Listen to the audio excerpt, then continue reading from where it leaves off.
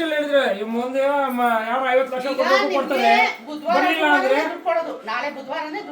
ಬರ್ಲಿಲ್ಲ ಅಂದ್ರೆ ಬಗ್ಗೆ ಕಾಸು ಕೊಡ್ತೀನಿ ಅಂತ ಹೇಳಿದ್ರೆ ಅವತ್ತಿಂದ ಆಗಸ್ಟ್ ಇಂದ ಹೇಳ್ತೇನೆ, ಜುಲೈಯಿಂದ ಆಗಸ್ಟ್ ಇಂದ ಹೇಳ್ತಾನೆ ಇದ್ದೀರಾ ಮನೆ ಬಗ್ಗೆ. ನಾನು ಹೇಳಿದ್ರೆ ಅವತ್ತಿಂದ ಬರಲ್ಲ. ನಮ್ಮ ಫ್ರೆಂಡ್ ಒಂದ್ ಕೆಲಸ ಮಾಡಿ, ಆ ಮನೆ ಯಾರು ಬಂದಿಲ್ಲ, ನಮ್ಮ ಫ್ರೆಂಡ್ ಕಳಿಸ್ಲಾ ಮನೆಗೆ? ನಮ್ಮ ಫ್ರೆಂಡ್ ಕಳಿಸ್ಲಾ? ಯಾರು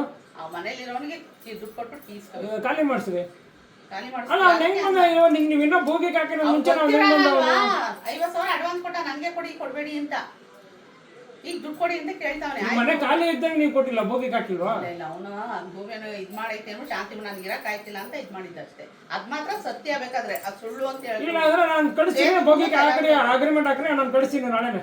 ಆಯ್ತು, ಕಳಿಸಿ. ಈಗ ಬುಧವಾರ ದುಡ್ಡು ಕೊಡ್ತೀನಿ ನಿಮ್ಗೆ. ಬುಧವಾರ ಗುರುವಾರ 10ನೇ ತಾರೀಕು, ನಾಳೆ ಮಂಗಳವಾರ ಬಂದೈತೆ ಅಂದ್ರೆ ಬುಧವಾರ ಬಂದು ನಾನು ಮೈಸೂರಿಗೆ ಇವತ್ತು ಹೋಗ್ಬೇಕಾಗಿತ್ತು.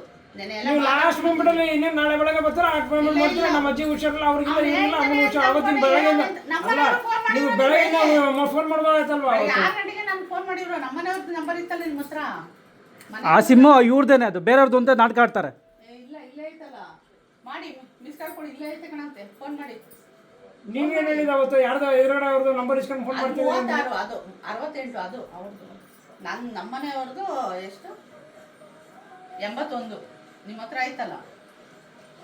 ಅದಕ್ಕೆ ಆ ನಂಬರ್ ಫೋನ್ ಮಾಡಿದ್ರೆ ಸ್ವಿಚ್ ಆಫ್, ಈ ನಂಬರ್ ಫೋನ್ ಮಾಡಿದ್ರೆ ಅವ್ರು ಕರೆನ್ಸಿ ಹಾಕ್ಸಿದಲ್ಲ, ಯಾರನ್ನ ಬೈತಾರೆ ಅಂತ ಅಂದ್ಬಿಟ್ಟು ಅವರು ಕರೆನ್ಸಿ ಹಾಕ್ಸಿಲ್ಲ ಅಷ್ಟೇ.